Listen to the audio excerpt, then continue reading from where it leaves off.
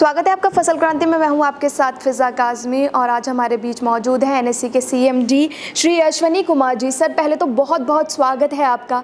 Sir पहला सवाल आपसे यही है, जब से आपने जून से ज्वाइन किया है यहाँ, तो किस तरह की तब्दीलियाँ आई हैं, एनएससी के क्या हालात हैं इस समय में? एनएससी एक पब्लिक सेक्टर अंडरटेकिंग है और मिनिस्ट्री ऑफ एग्रीकल्चर की एक पीएसयू कंपनी है। और हमने जब यहाँ पे ज्वाइन किया तो ये कोशिश की कि अधिक से अधिक जो है खरीफ का सीड जो है किसान भाइयों के पास पहुँचे। इसके लिए हमने कोशिश करी कि नंबर ऑफ़ जो डीलर्स हैं हमारे, उसको हम तेज़ी से बढ़ाएं। साथ साथ जो उच्च कोटि का सीड है वो किसान भाइयों को पहुंचाया जाए। हमने डीलर के थ्रू और स्टेट गवर्नमेंट, स्टेट कॉर्पोरेशन के थ्रू ये कोशिश की है कि अधिक से अधिक जो है नेशनल सीड कॉर्पोरेशन का सीड जो है वो किसान भाइयों को पहुंचे और किसान भाई उसका लाभ लेते हुए अपनी उत्पादकता को बढ़ा सकें। हमने ये भी कोशिश की है कि कई बार ये पाया गया है कि सीड का जर्मिनेशन जो है वो कम हो, तो हमने ये एक स्पेसिफिक आदेश के साथ ये किया गया है कि सीड जो जाएगा मार्केट में उससे पहले एक बार फिर से लैब टेस्ट होगा और जब अगर वो सीड जो है रोगता पे जर्मिनेशन पे खरा उतरेगा तभी वो मार्केट में भेजा जाएगा।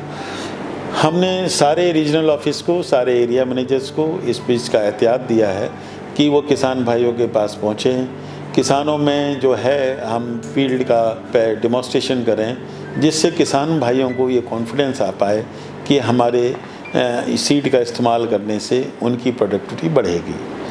हमने ये भी कोशिश की है कि नई वैरायटी का सीड जो है अधिक से अधिक जो है, जो आईसीआर या स्टेट एग्रीकल्चर यूनिवर्सिटीज़ की वैरायटीज़ हैं, उनके सीड का हम अधिक से अधिक फार्मर फील्ड पे भी प्रोग्राम लें, जिससे किसान भाई के फील्ड में जब हम प्रोग्राम लेते हैं तो बाकी किसान भाई भी उसको देख सकते हैं कि वो अन्य पुरानी वैरायटियों से किस हद तक वो है अच्छा है और कितना फ़ायदा किसान भाई उसमें ले सकें।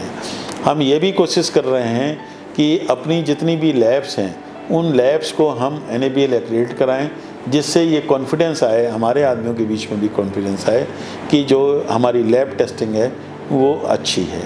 हमने जेनेटिक प्योरिटी के लिए एक DNA फिंगरप्रिंट लैब यहाँ दिल्ली में बना रखी है।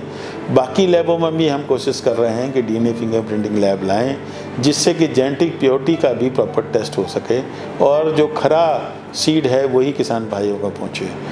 हमने एक्सपोर्ट करने के लिए एक नया मुहिम चलाने की कोशिश की है कि हम जो हमारे सार्क कंट्रीज़ हैं, ख़ास तौर से जो म्यांमार है, नेपाल है, श्रीलंका है, बांग्लादेश है, इनको हम जो है अपना सीड जो है उनको दें और वहाँ की भी प्रोडक्टिविटी में जो भी फ़ायदा पहुँचा सकें। तो एक सोशल जो रिस्पॉन्सिबिलिटी है भारत एक बड़े देश की, उसको भी हम निर्वहन करने की कोशिश कर रहे हैं। सर किसानों की अगर हम समस्याओं की बात करें तो किस तरीके के सीड्स हैं जो अब प्रॉब्लम पहले किसानों को होती थी वो अब नहीं है, परिवर्तन की अगर हम बात करें तो? हमने ये कोशिश की है कि जो 10 साल के अंदर की वैरायटी जो नोटिफाइड हुई हैं, हमने फोकस एरिया उन वैरायटीज़ को लिया है और हमने दूसरा फोकस किया है कि जिसका हाइब्रिड सीड का एक बेंचमार्क बनाया, उससे अधिक बेंचमार्क में जो वैरायटीज़ आती हैं उन्हीं वैरायटीज़ का हम अपने सीड चेन में लाएंगे और उस सीड चेन से किसानों तक पहुंचाएंगे, जिससे किसानों का उत्पादन बढ़ाया जा सके। सर फसल क्रांति के माध्यम से आप किसान भाइयों को क्या संदेश देना चाहते हैं? मेरा ये अनुरोध होगा किसान भाइयों से कि हम उच्च कोटि का बीज यहाँ नेशनल सीड कॉर्पोरेशन के माध्यम से आपको पहुँचाते हैं और आप अधिक से अधिक जो है हमारी कंपनी का सीड लें और उसका जो लाभ है वो आप तक पहुँचे। यही सरकार की मंशा है और यही NSC की मंशा है। बहुत बहुत शुक्रिया हमारे साथ जुड़ने के लिए। तो ये थे अश्विनी कुमार जी, जिन्होंने हमें बताया कि क्या कुछ परिवर्तन आने वाले टाइम में भी होने वाला है और भी किसानों से संबंधित जानकारी हम आप तक पहुंचाते रहेंगे। आप जुड़े रहिए फसल क्रांति के साथ।